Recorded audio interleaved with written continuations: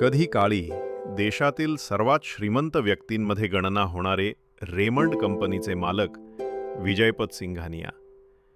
आलिशान बंगले, शेकडो कोटींची संपत्ती, चार्टर्ड विमानं आणि उद्योग जगतामध्ये आदराचं स्थान, सगळं काही होतं त्यांच्या आयुष्यात. त्यांनी आयुष्यभर मेहनत करून रेमंड या ब्रँडला घराघरात पोहोचवलं. लोक त्यांना यशाचं प्रतीक म्हणायचे.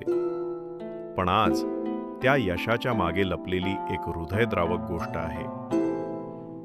विजयपत सिंघानिया यांनी आपल्या मुलावर, गौतम नमवर, खूप विश्वास ठेवला.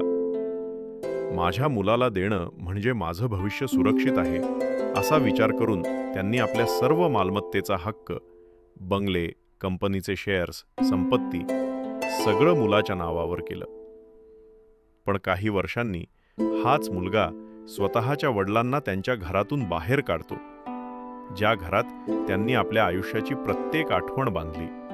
ज्या कंपनीला त्यांनी उभं केलं, त्या कंपनीत त्यांना येण्यास मनाई केली जाते.